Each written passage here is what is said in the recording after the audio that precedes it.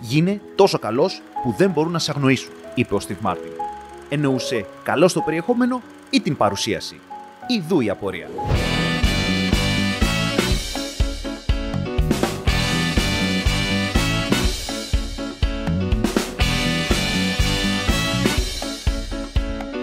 Όταν λέμε παρουσίαση, εννοούμε το περιτύλιγμα, αυτό το οποίο φαίνεται απ' έξω, η εντύπωση των πρώτων δευτερολέπτων. Περιεχόμενο εννοούμε την ουσία, τα βαθύτερα νοήματα.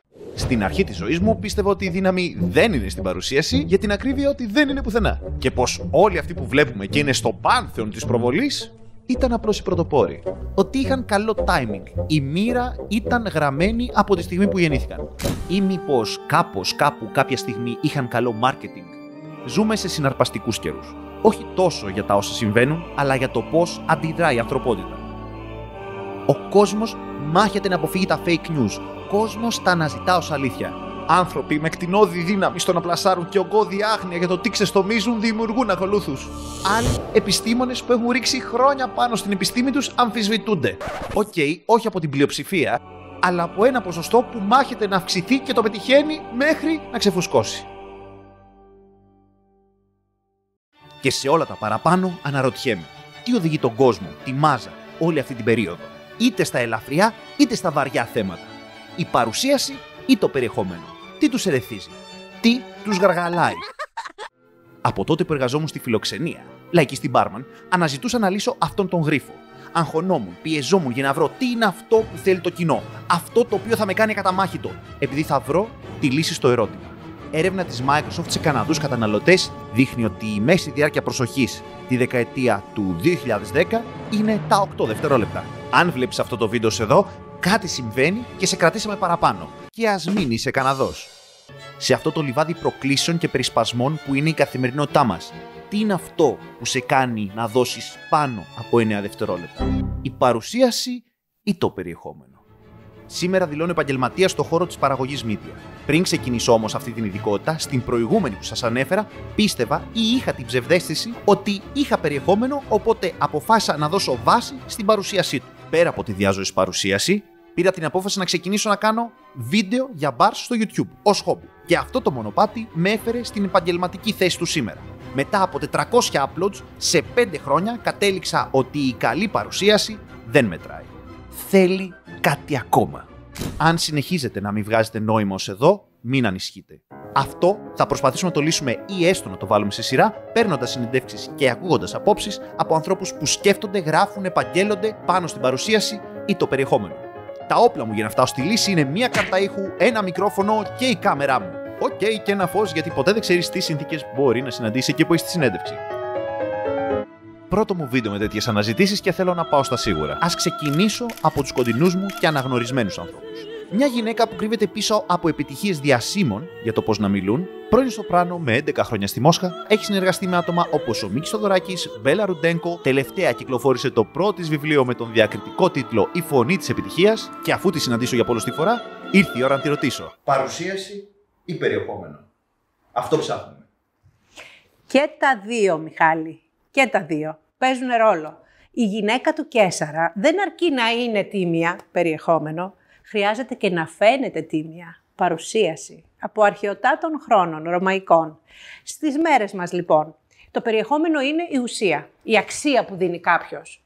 Για να πουλήσεις πρέπει να δώσεις αξία. Είτε είσαι δημόσιος ομιλητής, είτε πουλάς προϊόν, είτε υπηρεσία, οτιδήποτε. Η αξία είναι το περιεχόμενο. Όμως, το πώς δίνεις αυτή την αξία, πώς την παρουσιάζεις, πώς την περιτυλίγεις, παίζει πολύ ρόλο, ειδικά στις μέρες μας που είμαστε πολύ στο οπτικό στοιχείο, που είμαστε πολύ στο θέλουμε το κάτι το διαφορετικό για να πάμε και να ψάξουμε την ουσία. Ο δρόμος προς την ουσία είναι η παρουσίαση και πρέπει να είναι εξαιρετικά στρωμένος με τριαντάφυλλα και η ουσία η ίδια να είναι επίσης εξαιρετική για να μην απογοητεύσει μετά. Νομίζω τα έβαλε πολύ ωραία σε σειρά. Στο μυαλό μου ήρθε ο Θάνος Ασκητής, ο Στέλιος Παρλιάρος, ο Διονύσης Σιμόπουλος, ο Λευτέρης Λαζάρου, η Τένια Μακρύ, Ελένη Γλυκατζή-Αρβελέρ, ο Άκης, Κατερίνα Βρανά. Μπορούν να σας έρθουν άλλες τόσες προσωπικότητες με τόσο διαφορετικές παρουσιάσεις και τόσο διαφορετικό περιεχόμενο. Αλλά νομίζω ότι αυτό που ακούσαμε, κάπως στο μυαλό μας το είχαμε ήδη. Αλλά θέλω να το αμφισβητήσουμε λίγο περισσότερο. Μπορεί κάποιος χωρίς περιεχόμενο, αλλά με καλή παρουσία, να γοητεύσει? να το πάρω στη δημόσια ομιλία, για να το κάνω πιο συγκεκριμένο, για να σου πω ότι υπάρχει αυτή η πιθανότητα σε μια συγκεκριμένη κατηγορία κοινού, συγκεκριμένη κατηγορία ανθρώπων, να πιάσει αυτό.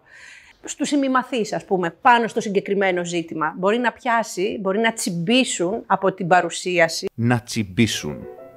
Ή κάπως διαφορετικά, απόσπαση προσοχής. Αυτή η μάστιγα. Δεν θα ξεχάσω ποτέ ότι οι Αγγλοσάξονες χρησιμοποιούν τη φράση paying attention, δηλαδή κυριολεκτικά πληρώνουν την προσοχή. Μήπως η προσοχή το 2022 είναι ένα bitcoin, είναι ένα άειλο νόμισμα το οποίο προσπαθούμε να κερδίσουμε? Τη βάση για αυτή τη σκέψη την είχα πάρει από το βιβλίο «Πρόσεξέ με» του Μανώλη Ανδριωτάκη. Οι συγκυρίες δεν με βοήθησαν να έρθω σε επαφή μαζί του και να συζητήσουμε για την απόσπαση προσοχής, οπότε θα ζητήσω από τον Γιάννη να βγάλει το φίδι από την τρύπα. Και να σου πω, αυτό που μου ήρθε στο μυαλό δεν είναι ακριβώς αποσυντονισμός, δηλαδή με την έννοια η εικόνα που με αποσυντώνησε κτλ. Αλλά έχοντας δουλέψει στο θέατρο πολλά χρόνια, μία πάγια τακτική των παραγωγών κτλ. Είναι να φέρουν στην παράσταση μεγάλα ονόματα για να δει ο κόσμος την αφίσα ότι παίζει ο τάδε, να πάμε να τον δούμε. Το πρόβλημα που δημιουργείται με αυτό είναι ότι αν εγώ φτιάξω το περιτύλιγμα, την εικόνα της παράστασης, που είναι το δελτίο τύπου, η αφίσα, το ποιος παίζει κτλ. Και που παίζει ο τάδε στάρ και ο τάδε στάρ κτλ. Ναι, μεν θα τραβήξω την προσοχή των θεατών, θα τους κάνω να ενδιαφερθούν για αυτή την παράσταση και να πούνε ρε, πάμε να δούμε τον τάδε κτλ. Αλλά αν μετά η παράσταση δεν δείξει στους θεατές αυτό που περιμένουν από τους συγκεκριμένους στάρ που τους βλέπουν στην τηλεόραση και πάει κάπου αλλού, τότε θα απογοητευτούν. Υπάρχει ένα χαρακτηριστικό παράδειγμα μιας παράστασης που έγινε στην Αθήνα πριν από μια πενταετία, που έπαιζε η Ζέτα Μακρυπούλια, έπαιζε ο Απόστολος Τότσικας, οι οποίοι είχαν μια λαϊκή απήχηση και φέρανε ευρύ κοινό, αλλά η παράσταση ήταν ψαγμένη, ήταν κουλτουριάρικη με την καλή έννοια και ο κόσμος δεν την κατάλαβε. Απογοητεύτηκε. Οπότε, στην προκειμένη περίπτωση, η εικόνα και το περιεχόμενο αυτού του εγχειρήματος δεν ήταν ευθυγραμμισμένα. Η εικόνα μας παρέπεμπε σε κάτι άλλο. Ουσιαστικά μας ξεγελούσε και όταν φτάναμε πια στο θέατρο να δούμε την παράσταση, βλέπουμε κάτι άλλο και αισθανόμασταν απογοητευμένοι. Οπότε, ο θεατής που ψάρωσε από την εικόνα είδε κάτι τελικά, ένα περιεχόμενο το οποίο ήταν διαφορετικό και όχι απλά δεν του άρεσε, αλλά θύμωσε κιόλας. Γιατί αισθάνθηκε ότι προδόθηκε. Προδοσία. Θυμός. Δύο λέξεις που μπορεί να σας φανούν υπερβολικές. Αλλά ναι, όταν η παρουσίαση είναι διαφορετική και εξαπατάς από το περιεχόμενο, αυτό συμβαίνει. Σκεφτείτε πότε είδατε το ίδιο ή ένα αντίστοιχο κουτί με μπισκότα. Με λαχτάρα το ανοίξατε και αντικρίσατε το περιεχόμενο. Απογοήτευση και θυμός. Τώρα, σε αντίθεση με την Νίνα, τον Γιάννη τον έβαλα λίγο πιο άγαρμα στη ροή μας. Να σας τον συστήσω. Ο Γιάννης είναι ηθοποιός, σκηνοθέτης, συγγραφέας και YouTuber. Δείγμα της δουλειάς του στο θέατρο είναι οι παραστάσεις Μυγοφαές, οι Λατζέριδες, ο Σέρλοκ Χόλμς, η Σενακτίνος Βίσκοβιτς. Δεν έχω δει καμία από αυτές, δεν γνώριζα ότι ο Γιάννης παίζει στο θέατρο. Στην τηλεόραση θυμάμαι τη φωνή του στο Ούκαν Λάβης και εννοείται στην πολυκατοικία να κάνει αυτόν τον ωραίο πολιτή σε αυτή την επική παρουσίαση που μου είχε μείνει αλυσμόνητη. Θα έλεγα ότι είναι στους top ανθρώπους που με έχουν επηρεάσει τη ζωή μου, αλλά τι σημασία έχει αυτό? Σημασία έχει να μας απαντήσει παρουσίαση ή περιεχόμενο. Εγώ είμαι άνθρωπος του περιεχομένου, Μιχάλη μου.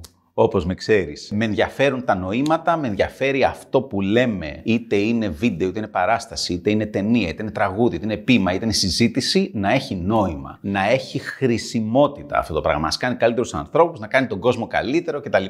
Να διέπεται από υψηλές αξίες, της αγάπης, της κατανόησης, της καλοσύνης και τέτοια.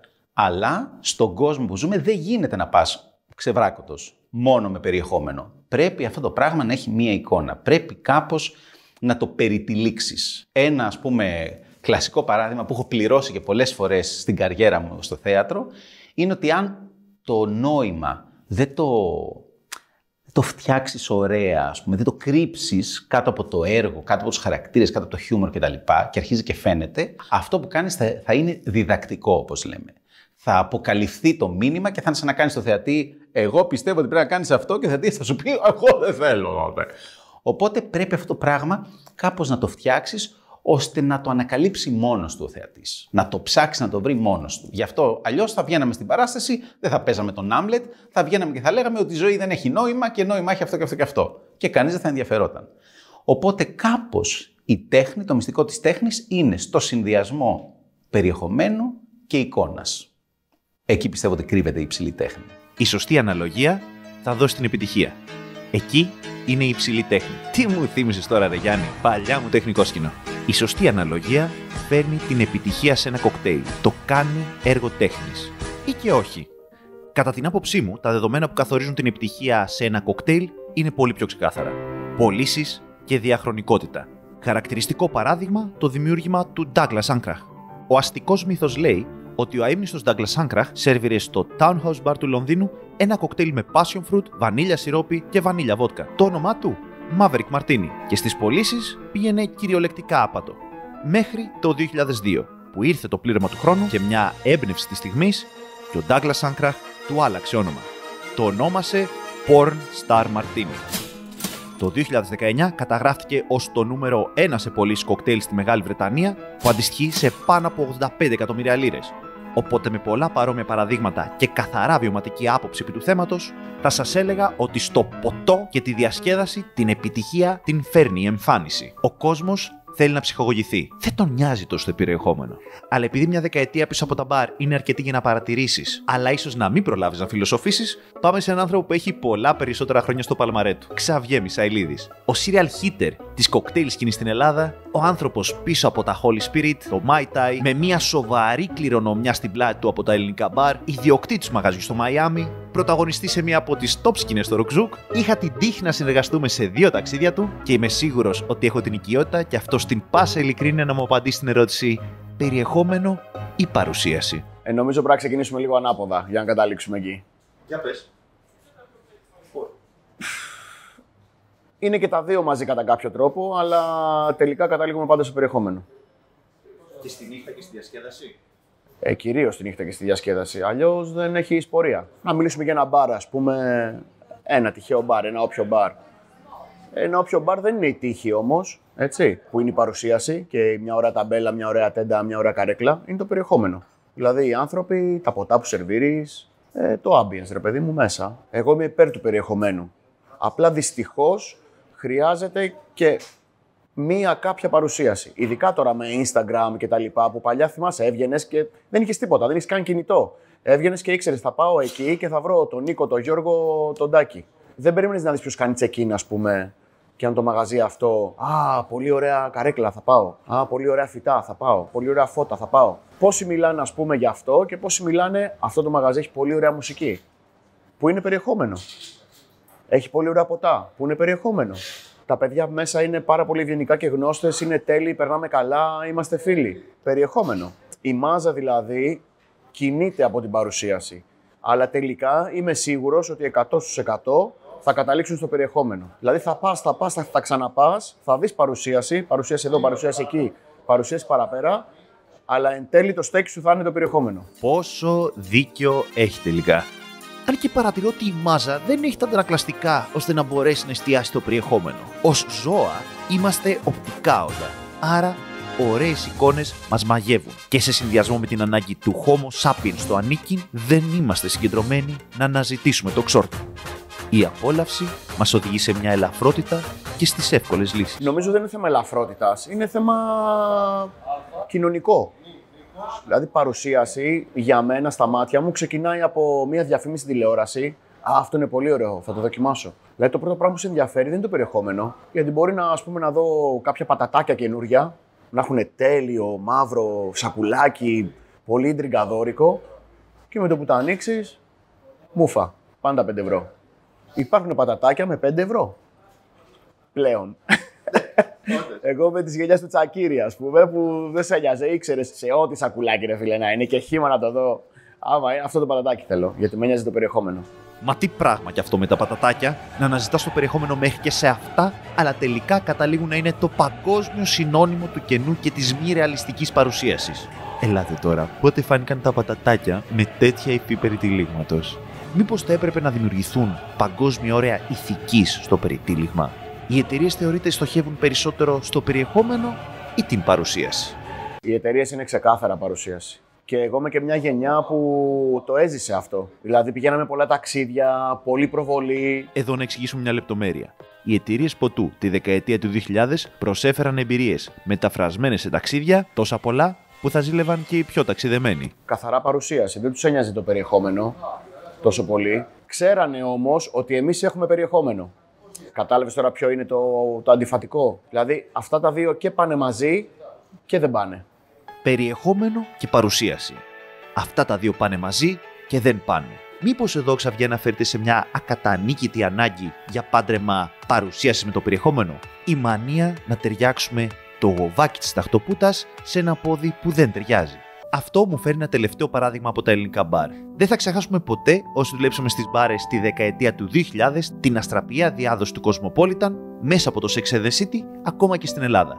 Για να γίνει αποδεκτό στους γευστικούς κάλικες της χώρας μας, από οξινό με cranberry κοκτέιλ δέχθηκε άφθονη γρεναδίνη. Άρα γλυκό. Τι είναι όμως αυτό που θα μας οδηγήσει στο πώς θα διαλέξουμε? Τι καθοδηγεί τον εγκέφαλο να ενώσει τις τελίτσες? Πώς πορεύεται αυτός ο υπερεπεξεργαστής? Λοιπόν, εσύ, Μιχάλη, με φώναξες να μιλήσω για την ευρωεπιστήμη και το περιεχόμενο ή την παρουσίαση. Εγώ θα σου μιλήσω για μπανάνες και για μαϊμούδες. Θα μας πάει στην επιστήμη, αλλά νομίζω με έναν πιο διασκεδαστικό τρόπο. Δόκτωρ Νικόλαος Δημητριάδης, ο νευροεπιστήμονας που θα μπορούσε να εξηγήσει με απλά λόγια τι συμβαίνει στον ανθρώπινο εγκέφαλο μέχρι και στη γιαγιά μου.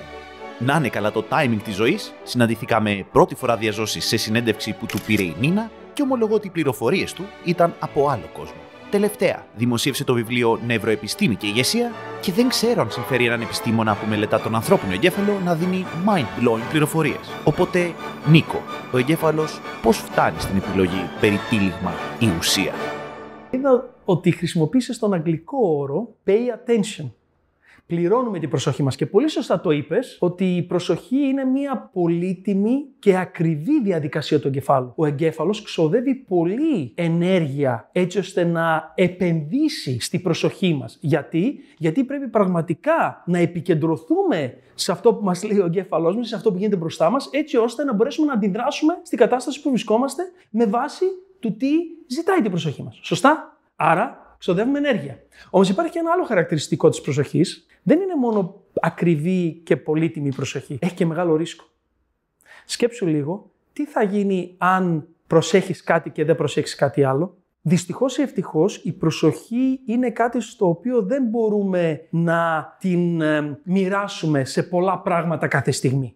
Πρέπει κάπως ο εγκέφαλος να αποφασίσει ότι αυτό είναι το σωστό. Γιατί τη στιγμή που θα προσέξω κάτι σημαίνει αποκλείω κάποια άλλα. Και τι γίνεται άμα αποκλείσω τα λάθος, αποκλείσω αυτά που θα έπρεπε να προσέξω και προσέχω αυτά που θα έπρεπε να αποκλείσω? Ξέρεις τι συμβαίνει τότε?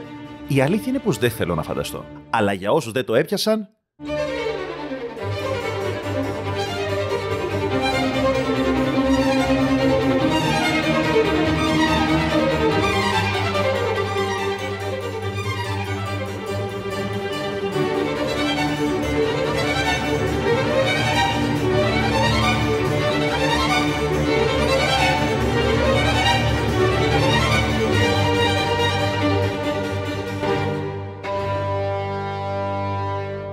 Σκέψου την προσοχή ως μία μαϊμού σε ένα δέντρο με μπανάνες. Και εκείνη τη στιγμή η μαϊμού επικεντρώνεται στο δέντρο, μένει πάνω στο δέντρο με τις μπανάνες και χαίρεται τις αμοιβές του δέντρου που επέλεξε να προσέξει. Αυτή είναι η προσοχή μας, η μαϊμού. Υπάρχει όμως και ένα άλλο δέντρο, λίγο πιο μακριά, το οποίο φαίνεται να έχει κάποιες μπανάνες. Τι αποφασίσει ο εγκέφαλός μας? Αυτό που αποφασίζει η μαϊμού. Πόσες μπανάνες μου έχουν μείνει εδώ, πόσες μπανάνες υπάρχουν στο άλλο το δέντρο και πόσο μεγάλη είναι η προσπάθεια, πόσο πολλή ενέργεια πρέπει να ξοδέψω για να πηδήξω από το ένα δέντρο στο άλλο. Έτσι λοιπόν, νευροεπιστημονικά λειτουργεί η προσοχή μας. Εκεί που θα επιλέξει ο εγκέφαλος να επικεντρωθεί, γιατί υπάρχουν μπανάνες, αμοιβή, απέφυγα κάτι ή απόκτησα κάτι, θα μείνεις για όσο η αμοιβή ισχύει. Αν η αμοιβή χαμηλώνει, τι πρέπει να κάνει ο εγκέφαλος? Θα παραμείνω? Γιατί να μην πάω σε ένα άλλο δέντρο πιο δίπλα που έχει πολλές μπανάνες? Τώρα, αν το δέντρο είναι πολύ μακριά και ας έχει μπανάνες, μπορεί να παραμείνει στο ίδιο δέντρο. Αν όμως αξίζει το να πηδήξει στο άλλο το δέντρο για να πάρει τις μπανάνες και να έχει άλλες και παραπάνω αμοιβές, θα κάνει την αλλαγή. Άρα, άμα το σκεφτείς, τα brands, ένας ομιλητής, κάποιος προσπαθεί να τραβήξει την προσοχή μας, θα πρέπει να πείσει τον εγκέφαλο όχι μόνο ότι έχει μπανάνες, αλλά και ότι αξίζει η μεταφορά από το ένα δέντρο στο άλλο. Τόσα χρόνια εξέλιξης για να δρούμε όπως οι μαϊμούδες στο χρηματιστήριο της μπανάνας και στα NFT μπανανόδεντρα. Είναι τόσο απλό και στο ανθρώπινο εγκέφαλο για το πώς αντιδρά στην παρουσίαση και το περιεχόμενο. Η παρουσίαση είσαι εσύ.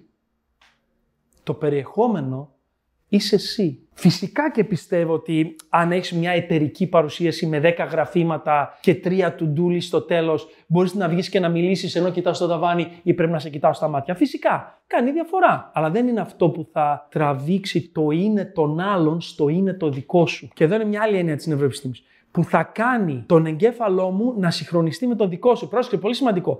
Συγχρονίστηκε ο εγκέφαλός σου με το δικό σου ενώ μου παρουσιάζεις. Αυτό δεν είναι αν ακολούθησες 10 πραγματάκια της παρουσίας. Αν ακολούθησες 10 πραγματάκια που πώς θα παρουσιάσεις, που είναι σωστά και πρέπει να τα κάνουμε, δεν λέω όχι, υπάρχει ακόμα κόσμος που παρουσιάζει με την πλάτη στο κοινό.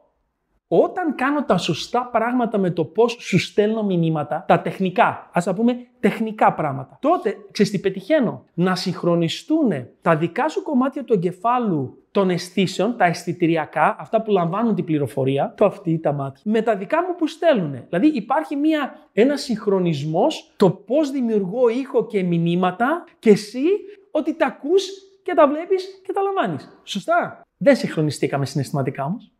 Άρα, το να έχω ένα πακέτο του να ξέρω πώς να κάνω μια σωστή παρουσίαση που είναι σωστό, θα πετύχω να με προσέξεις. Το αν θα μπεις βαθιά στην ιστορία που λέω, θα έχεις την εμπειρία που προσπαθώ να δημιουργήσω και θα γίνεις ακόλουθος σε αυτό που πάω να πετύχω, στο όραμα, θα πρέπει να συγχρονιστεί το δικό μου κέντρο συναισθημάτων του εγκεφάλου μου με το δικό σου κέντρο συναισθημάτων του εγκεφάλου σου, που είναι πέρα από τα αισθητηριακά όργανα. Τα αισθητηριακά όργανα είναι η πόρτα. Το συναισθηματικό κομμάτι του εγκεφάλου είναι ο προορισμός. Το συναισθηματικό κομμάτι σου έδωσε το ωραίο ταξίδι. Χωρίς αυτό δεν θα βγαίνεις στον δρόμο. Αλλά δεν έχει να σου δώσει πια. Ας αφήσουμε τις ποιητικότητες και ας αναλογιστούμε. Τι συμβαίνει όταν η αναζήτηση πέσει πάνω στο λάθος μπανανόδεδρο? Η παρουσίαση, η φωνή, η μουσική, το περιτύλιγμα, τα μηνυματάκια. Πολύ ωραία να τραβήξουν την προσοχή. Αλλά αν δεν μείνει, όχι μόνο δεν κερδίζει που μου τράβηξε την προσοχή, αλλά και μου μαθαίνει την άλλη φορά μη γυρίσεις γιατί δεν έχει τίποτα εκεί. Γιατί θα μάθει ο εγκέφαλός, αυτός και αυτή που με φωνάζει και όλο γυρνάω, μου παίρνει την προσοχή, μου ξοδεύει ενέργεια, με αποσπά από άλλα πράγματα που θέλω να προσέξω για να μάθω. Αυτό είναι μάθηση για τον εγκέφαλο. Για να μάθω να μην ξαναγυρίσω. Είναι don't cry wolf, δεν λέμε μη φωνάξεις λύκος. Αυτό το παραμυθάκι αυτό δείχνει. Ότι αν φωνάξεις για να τραβήξεις προσοχή, αλλά δεν έχεις ουσία, όταν θα έχεις ουσία δεν θα έρθει κανένας. Με λίγα λόγια, όταν το περιτύλιγμα χρησιμοποιεί ως βασικό υλικό το ψέμα, πρέπει να θυμόμαστε το σημαντικότερο. Το χαρακτηριστικό του είναι τα κοντά ποδάρια. Βέβαια, η ερώτηση παραμένει. Όποιος απαντάει ότι και τα δύο έχουν σημασία, είναι το σωστό. Θα λέγαμε στα αγγλικά το proper. Είναι πολύ αποδεκτό. Προσωπικά πιστεύω όμως ότι πιο πολύ σημασία έχει το περιεχόμενο από την παρουσίαση. Ο εγκέφαλος δεν αντιδράει στον κόσμο. Θα ήταν μεγάλο λάθος για τον εγκέφαλο να αντιδράσει στον κόσμο. Γιατί κάποιες καταστάσεις θα μπορούσαν να ήταν επικίνδυνες, γιατί πολύ απλά μπορεί να μην είχες αυτό που χρειάζεται να αντιδράσει σωστά. Άρα, όσοι λένε ότι ο εγκέφαλος είναι αντιδραστικός, κάνουν λάθος. Ο εγκέφαλος προβλέπει κάθε δευτερόλεπτο εκατοντάδες, αν όχι χιλιάδες πράγματα που μπορεί να συμβούν. Διαλέγει αυτό που νομίζω ότι είναι το πιο πιθανό, εκεί πάει η συμπεριφορά και μετά βλέπει τη διαφορά μεταξύ της πρόβλεψης και της πραγματικότητας. Άρα υπάρχει ένα prediction error, ένα λάθος πρόβλεψης. Και όταν φτάσει και δει ότι οι μπανάνες είναι χαλασμένες ενώ είχε προβλέψει ότι είναι καλές, τι θα κάνει η μαϊμού? Θα στενοχωρηθεί και θα αλλάξουν οι συνδέσεις στους νευρώνες του εγκεφάλου της, έτσι ώστε να μάθει από το λάθος και την επόμενη φορά που πρέπει να προβλέψει αν στο άλλο δέντρο όντως υπάρχουν μπανάνες καλές, να μην το κάνει. Όσο οριμάζουμε στον χρόνο, όπως το καλό αμερικάνικο whisky, τόσο περισσότερο ζυμώνεται το μυαλό μας και η επιλεκτικότητα στην παρουσίαση. Όσο προχωράει η ροή του βίντεο, αρχίζω να κατανοώ ότι η πλάστιγκα γέρνει ξεκάθαρα στο περιεχόμενο. Όμως δεν θα κρυφτώ άλλο. Θα αποκαλύψω πως η δική μου πεποίθηση έως τώρα ήταν πως η επιτυχία ξεκινά από τον τρόπο της παρουσίασης. Νομίζω πως με αυτό το δεδομένο ταξιδεύω πάνω στον πλανήτη Γη. Η μαγεία του περιτυλίγματος είναι η αρχή. Και η αρχή είναι το ίμις του παντός. Δημιουργεί γοητεία, τα πρώτα μηνύματα που σε δένουν να μείνεις και να περιμένεις να ακούεις την ουσία. Γιατρέ, τι κάνω λάθος? Πού έχασα την μπάλα? Κοιτάξτε, η ζωή έχει πάρα πολλούς κύκλους και διαφορετικές προσεγγίσεις. Αν μιλήσουμε με την εικόνα, που είναι η πιο σημαντική μηνυματική επικοινωνία, η εξολεκτική πλευρά της ζωής μας, που συνδέει το χρώμα, την αίσθηση, την εγκεφαλική διέγερση και τη λειτουργική αναζήτηση της διεκδίκησης, είναι η εικόνα. Η εικόνα είναι το παν. Το έχω πει εγώ, το έχουν πει οι Κινέζοι, ο Βολτέρος και άλλοι. Τι είναι η εικόνα? Και μετά από αυτόν τον γρήγορο πανηγυρισμό επιβεβαίωση του αφηγητή, ας περάσουμε στις καθιερωμένες συστάσεις. Αν πάμε στην αρχή του βίντεο, ανέφερα τον δόκτορα Θάνο Ασκητή ως χαρακτηριστικό παράδειγμα καλής παρουσίασης και καλού περιεχομένου. Και να διευκρινίσω κάτι. Σε αυτό το κομμάτι του βίντεο δεν είχα σκεφτεί ακόμη ότι θα μπορούσα να πάρω συνέντευξη από τον Δόκτωρ Θάνο Ασκητή. Μερικές ανατροπές σε κάποιες άλλες συνεντεύξεις και μία ιδέα της στιγμής με έκανε να του στείλω. Ο ίδιος απάντησε σχεδόν αμέσως, ζήτησε υλικό, το είδε, είπε το ναι, τιμή μου και απλά ήθελα να το μοιραστώ. Ας συνεχίσουμε στο βίντεο. Ο Δόκτωρ Θάνος Ασκητής είναι καθηγητής ψυχιατρικής και σεξολόγος. Με την άψογη τηλεοπτική του εικόνα μέσα από δεκαετίες έκθεση στο ευρύ κοινό, θα του καταλογίζω ότι είναι ο άνθρωπος που βοήθησε τον μέσο Έλληνα να μην θεωρεί ταμπού την επίσκεψη στον ψυχίατρο ή τον σεξολόγο. Η βιβλιογραφία του είναι τεράστια. Επίσης, μπορείτε να συμμετέχετε σε έρευνες στην ιστοσελίδα του και έχοντας καταναλώσει αμέτρητες ώρες ακούγοντας το YouTube κανάλι του. Άραγε, Δόκτωρ, τι είναι η εικόνα για εσάς? Η εικόνα είναι η αντίδραση που δεν θα πάει κανείς στο περιεχόμενο αν δεν αποδεχτεί την εικόνα. Η εικόνα είναι το πρώτο μήνυμα που καταγράφεται στην επικοινωνία μας. Και στην οικογένεια. Το πρώτο μήνυμα είναι η εικόνα. Και στην πρόληψη, στην ιατρική, η εικόνα είναι αυτό που θα σε οδηγήσει να δεις παραμέσα τι συμβαίνει. Αν η εικόνα είναι καλή, αισθάνεσαι ότι το περιεχόμενο είναι ποιοτικό. Αν η εικόνα δεν είναι καλή, εκεί πρέπει να πας πιο μέσα. Βεβαίως, αυτό δεν ισχύει σε ένα προϊόν. Δηλαδή πιο πολύ ισχύει στις ανθρώπινες σχέσεις. Που και πάλι και στις ανθρώπινες σχέσεις, όταν γνωρίζεις έναν άνθρωπο και σε εγωιτεύσει με την εικόνα του, και στον άνδρα αυτό είναι πολύ πιο σημαντικό στο να έχει την έλξη της εικόνας από τη γυναίκα. Η γυναίκα είναι πιο βυθισμένη στην αναζήτηση και άλλων στοιχείων και η ίδια όμως, όπως και ο άνδρας, στην εικόνα θα επηρεαστούν σημαντικά. Η παρουσίαση είναι πολύ σημαντικό κομμάτι σε οποιαδήποτε μορφής επικοινωνίας που θέλουμε να αντιλήσουμε την πληροφορία και να δείξουμε ότι το περιεχόμενο είναι πολύ σοβαρό και ποιοτικό. Οκ, δεν θα επαναλάβω το χαλελούια, αλλά πάρτε μια ανάσα και δώστε χρόνο στον εαυτό σας να σκεφτεί τους προβληματισμούς που θα σας θέσω αμέσως τώρα. Φανταστείτε πόσο σημαντική είναι η εικόνα σε αυτό το βίντεο. Θα σας είχε κρατήσει αν είχε ποιότητα τηλεφώς, αντιστοιχικά γραφήματα ή καθόλου, οι γραμματοσυρές, αν ήταν Arial ή πιο καγκούρικες. Πόση ενέργεια θα ήθελε η μαϊμού για να αποδεχθεί πως εδώ υπάρχει περιεχόμενο, αν η εικόνα, η παρουσίαση του βίντεο δεν ήταν καλή. Πολλοί άνθρωποι, πρέπει να ξέρετε, λόγω προσοχής και συγκέντρωσης, μένουν πιο πολύ στην εικόνα παρά στο περιεχόμενο. Φανταστείτε το δελτίο ειδήσεων. Αυτός που λέει το δελτίο ειδήσεων κάνει μια παρουσίαση. Οι πιο πολλοί θεατές θα μείνουν στην εικόνα. Πολύ λίγοι θα καταλάβουν, θα απορροφήσουν όλο το περιεχόμενο. Ένας μεγάλος σκηνοθέτης, όταν ήμουν στην Αμερική, αυτό είχε πει. Κάθε ταινία για να κερδίσει το θεατή της πρέπει να τον έχει εντυπωσιάσει στο πρώτο μέρος, που είναι περίπου τα πρώτα 45-50 λεπτά. Αν εκεί ο θεατής έχει δείξει ενδιαφέρον, που εκεί ο χρόνος, μάλιστα έχει πει κάτι πολύ εκπληκτικό που ούτε εγώ θα είχα σκεφτεί, ο χρόνος και η εικόνα είναι πολύ πιο γρήγορος. Γιατί του περνάς πολλά ερεθίσματα με τα οποία αυτός δεν έχει μια συνέχεια, ώστε δεν κουράζεται, αλλά έχει μια εντυπωσιακή αναζήτηση. Η εντυπωσιακή πλευρά της εικόνας του επιτρέπει να πάει στη συνέχεια να δει το έργο, την εξέλιξη και το τέλος. Γιατί ένα έργο έχει αρχή και τέλος. Κάθε τι στη ζωή μας έχει αρχή και τέλος, ακόμα και ανθρώπινες σχέσεις, που είναι το μεγαλύτερο έργο της ζωής μας. Αρχή, μέση και τέλος. Αρχή, μέση και τέλος. Αρχή, μέση και τέλος. Θυμηθείτε την πρώτη στιγμή αυτών των ζευγαριών και ας προχωρήσουμε με τα λόγια του δόκτωρος. Το να δημιουργήσεις μια σχέση, καταρχήν τον κοιτάς. Ο τρόπος που θα τον κοιτάξεις, που θα τον μιλήσεις, που θα τον μυρίσεις, θα τον αγγίξεις, είναι πολύ σημαντικός για να δεις μετά αυτός ο άνθρωπος πώς σκέφτεται, τι αντιλαμβάνεται από τη ζωή του, τι εικόνες έχει ήδη προσλάβει εκείνος, ώστε οι προσλαμβάνωσές του να αναλυθούν σε ένα περιεχόμενο, που και εκεί όμως το περιεχόμενο θα είναι πολύ πιο οικείο, θα είσαι πολύ πιο ανεκτικός να το ψάξεις πιο μέσα από του πεις «ΟΚ, η εικόνα σου, αλλά το περιεχόμενό σου με απογοήτευσε». Θα χρειαστεί περισσότερος χρόνος γιατί θα σου αρέσει η εικόνα του. Άρα θα του δώσεις περισσότερο credit, περισσότερο διάστημα μελέτης και αναζήτησης προς αυτόν, γιατί έχει κερδιθεί η εικόνα του σε σένα. Είναι λοιπόν πάρα πολύ ισχυρό η παρουσίαση και η εικόνα στην ανθρώπινη ζωή και σε οποιαδήποτε συναλλαγή, είτε έχει εμπορικό χαρακτήρα, διαπροσωπικό, εκπαιδευτικό. Αν κερδιθεί λοιπόν η εικόνα, το περιεχόμενο σε μεγάλο ποσοστό έχει κερδιθεί. Αν χάσεις την εικόνα, δεν θα φτάσεις στο περιεχόμενο. Πρόσφατα άκουσα μια ιστορία. Λίγο πριν ξεκινήσει ο σταθμός καν να λειτουργεί, είχε κάνει έρευνες, δημοσκοπήσεις, λαμβάνοντας την άποψη του κοινού για το τι θα ήθελα να δει στην τηλεόραση. Οι απαντήσεις του κόσμου ήταν μαζικές και ξεκάθαρες. Στην ιδανική τηλεόραση, η συντριπτική πλειοψηφία ήθελε ντοκιμαντέρ και ενημέρωση. Αν θυμάστε, ο τηλεοπτικό Sky έτσι ξεκίνησε. Ντοκιμαντέρ και ενημερωτικές εκπομπές. Η ιστορία και τα μηχανάκια της HB μίλησαν και προφανώς το σχέδιο απέτυχε. Ο θεατής, την κρίσιμη στιγμή του κλικ στο τηλεκοντρόλ, επέλεγε εντελώς διαφορετικά προγράμματα. Όσα έβγαλε η έρευνα ήταν άστοχα.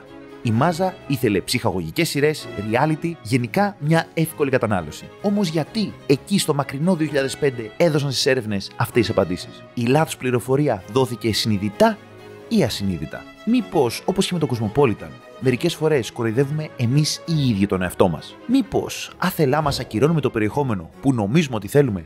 Το περιεχόμενο ποτέ δεν ακυρώνεται και δεν πρέπει να ακυρώνεται. Η πραγματικότητα όμως είναι ότι το περιεχόμενο ακολουθεί μετά από μια πολύ ισχυρή εικόνα. Ακόμα και αυτός που θα πάρει την τηλεόραση, την ώρα που την αγοράζει, δεν θα σκεφτεί αν το βράδυ θα δει ένα πολύ καλό ντοκιμαντέρ ή θα δει ένα πολύ καλό reality. Θέλει να έχει μια πολύ καλή τηλεόραση που θα του δώσει μια πολύ ωραία εικόνα. Όταν την αγοράσεις την τηλεόραση, περνώντας το φάσμα του ιδανικού, γιατί ξέρετε ότι η εικόνα ταυτίζεται με αυτό που ο Φρόιντ είχε πει, ότι εξειδανικεύεις στο ιδανικό. Δηλαδή φαντασιώνεις, η πρόκληση της εικόνας είναι στη φαντασίωσή σου να είναι τέλεια. Αυτή την εικόνα λοιπόν μετά την χρησιμοποιείς για να αντιλήσεις το περιεχόμενο.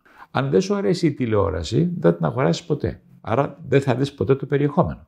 Και είναι καλό για την κοινωνία να εξοικειώνεται με την εικόνα. Γιατί η εικόνα τελικά γίνεται μια πολύ χαλαρή, αμφιθυμική, δηλαδή μπερδεμένη αίσθηση που προκαλεί το ενδιαφέρον χωρίς να δίνει τίποτα. Η τηλεόραση, η εμπορική τηλεόραση, αυτό έχει πετύχει. Προβάλλει τόσο πολύ την εικόνα, προβάλλει τόσο πολύ ένα γεγονός που στην πραγματικότητα δεν αξίζει. Άρα τι κάνει ο θεατής? Εθίζεται σε μια υπερέκθεση της πληροφορίας, χωρίς η ίδια η πληροφορία να έχει σημαντικότητα. Είναι σαν να ξετυλίγεις ένα πολύ ωραίο περιτύλιγμα που περιμένεις κάτι πολύ όμορφο, γιατί έχει ένα ωραίο περιτύλιγμα απ' έξω. Βεβαίως θα μου πείτε ότι μπορεί να με απογοητεύσει το δώρο που θα δω μέσα και να μην μου αρέσει ή να μην με αντιπροσωπεύει. Αυτό λοιπόν είναι μια δεύτερη ανάλυση, αλλά για να πάμε στη δεύτερη ανάλυση πρέπει να έχουμε την πρώτη, η οποία είναι η εικόνα. Και κάπου εδώ ήρθε η ώρα για να καταγράψουμε το σκορ.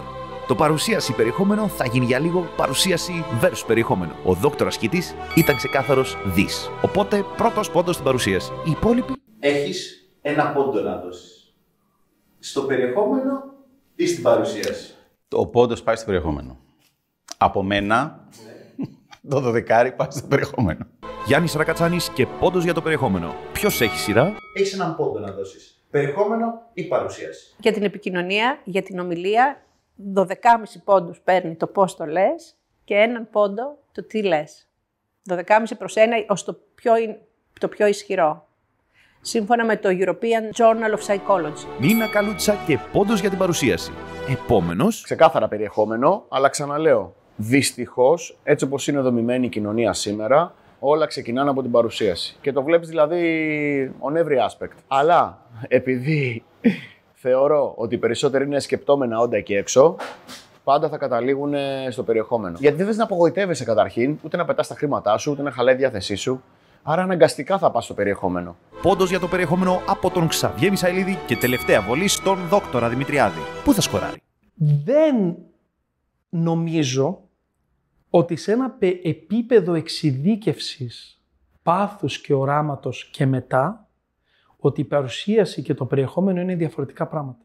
Το να ξέρεις τι κάνεις, πάθος, το να δίνεις τη ζωή σου γι' αυτό και όραμα, το τι επίπτωση έχει στους άλλους ανθρώπους. Θα περνάς ένα σημείο καμπής σε αυτά τα τρία, μετά περιεχόμενο και παρουσίαση γίνονται ένα. Βαθύ αυτό. Βαθύ αυτό, αλλά πραγματικά το πιστεύω. Γιατί πριν μιλήσαμε για νευροπιστήμη, να σου πω τα βιώματά μου. Αυτό είναι το βίωμά μου. Ότι από ένα σημείο στη ζωή και μετά, τους βλέπεις τους ανθρώπους που είχαν ένα ξύπνημα, awakening, ένα κάλεσμα, κάτι εσωτερικό που τους τρώει και θέλουν να το βγάλουν προς τα έξω και δεν θέλουν να το βγάλουν προς τα έξω έτσι απλά, αλλά επένδυσαν και ξόδεψαν και ταλαιπωρήθηκαν και μάθαν και το κατέχουν. Αυτοί οι άνθρωποι, σε αυτό το επίπεδο, πλέον είναι μια οντότητα συνολική. Γιατί αυτά που λένε και ο τρόπος που τα λένε είναι ένα με την ψυχή τους. Τους βλέπεις τους ανθρώπους που είχαν ένα ξύπνημα, ένα κάλεσμα, κάτι εσωτερικό που τους τρώει. Ας κοιτάξουμε και σε μικρότερους κύκλους ανθρώπων που είναι πρωτοπόροι και μαζί με τις ιδέες τους εξελίχθηκαν και οι παρουσιάσεις τους και η εικόνα τους προς το κοινό, καθώς έγιναν ένα με το όραμά τους. Στην ενήλικη πορεία μου έχω εντοπίσει τον Βασίλη Κυρίτσι που πρεσβεύει τη χώρα μας μόνιμα στη λίστα των 50 Best Bars με παγκόσμια προβολή, τον Γιώργο Μπάγκο, έναν από τους ιδρυτές της καλύτερης μπουρμπουλήθρας παγκοσμίως, ο Γιώργος Χατζηγεωργίου, με αρκετές συνεντεύξεις πλέον για το vision της εταιρείας του, ο Θοδωρής Παπακώστας που προωθεί την pop εκδοχή της αρχαιολογίας, η Αλής Μαριακάκη η οποία προωθεί την επιστήμη της ψυχολογίας απλά και πρακτικά. Επίσης, όλοι όσοι μίλησαν στο ντοκιμαντέρ σας ήρθαν ακόμα περισσότερο στο μυαλό και θα συμφωνήσουμε σε κάτι πιστεύω. Είμαστε τυχεροί που υπάρχουν. Ο καθένας στον χώρο του και με τον τρόπο του. Και πριν κλείσουμε, σε αυτό το βίντεο νομίζω πως ξεχάσαμε κάποιους. Έχετε γνωρίσει ποτέ υπέροχους τύπους και τύπισσες, κύριους και κυρίες με πλούσιο και καινοτόμο περιεχόμενο που δεν θέλουν να το προβάλλουν για δικούς τους λόγους? Ποιο είναι το φρένο? Θα απαντήσω σε αυτό, κύριε Παπαζήση. Είναι πολύ σημαντική η ερώτηση που κάνετε. Γιατί έχει δύο βασικά κριτήρια. Το ένα είναι τον ενδιαφέρει η εικόνα ή δεν μπορεί να την εκφράσει την εικόνα. Υπάρχουν παλιές αντιλήψεις στην ανθρώπινη κοινωνία που λέγανε ότι ο άνθρωπος είναι σοβαρός ή σοβαροφανής. Είχε λοιπόν δώσει την εντύπωση ότι ο σοβαρός άνθρωπος δεν πρέπει να εκτίθεται, δεν πρέπει να ανοίγει την εικόνα του, να είναι πάντα μυσταγωγικός. Αυτό όμως μακροχρόνια σε μελέτες που έγιναν αποδείχθηκε ότι αυτός ο άνθρωπος ήταν φοβικός. Δηλαδή κράταγε στο ημίφος τον εαυτό του γιατί φοβόταν ότι στο πλήρες φως θα φαινόταν λίγος. Είχε ο ίδιος δηλαδή μια χαμηλή αυτοεκτίμηση ή ένα φοβικό αίσθημα ότι θα χαθεί το πολύ δυνατό του περιεχόμενο όταν παρουσιαστεί η εικόνα του. Εκεί λοιπόν τι είδαμε? Ότι πολλοί σημαντικοί άνθρωποι, ενώ είχαν πολύ ωραίο περιεχόμενο, αρνιόντουσαν την επικοινωνία. Τη θεωρούσαν ευάλωτη την επικοινωνία.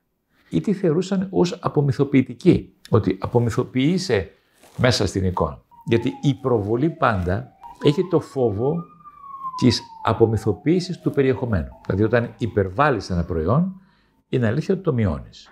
Η υπερέκθεση είναι γεγονός ότι σου μειώνει το κύρος. Η δύναμη όμως εκείνου που προβάλλει την εικόνα μπορεί να αξιοποιήσει το περιεχόμενο όταν έχει μια πάρα πολύ καλή εικόνα.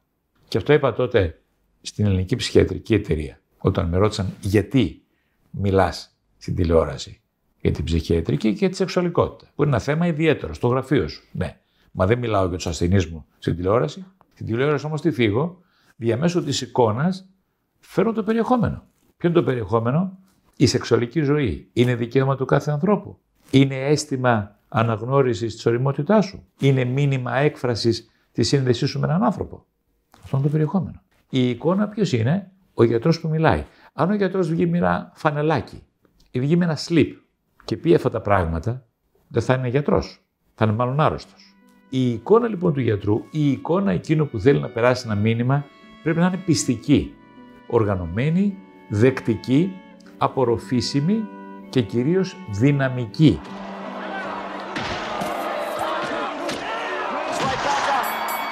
Παρουσίαση και περιεχόμενο. Δεν ξέρω αν βρέθηκε η έξοδος από το φιλοσοφικό λαβύρινθο, αλλά από το σημερινό ταξίδι καταλήγω σε 3 πράγματα για την καθημερινότητά μας. Πρώτον, όποιος λέει ότι η παρουσίαση δεν μετράει ή το περιεχόμενο δεν μετράει, κάνει λάθος. Παραπέμψτε τον στο παρόν βίντεο. Δεύτερον, το περιεχόμενο θα σου δώσει τη διάρκεια, αλλά και το ωραίο περιτύλιγμα θα σου δώσει χρόνο για να ψάξεις το πρώτο. Και τρίτο και τελευταίο, αν πιστεύεις σε μια συνταγή επιτυχίας, παρουσίαση και περιεχομένου, δυστυχώς δεν υπάρχει. Καλή τύχη σε ό,τι επιλέξετε και καλό ταξίδι στο διαστημόπλαιο που ονομάζουμε Πλανήτη Γη.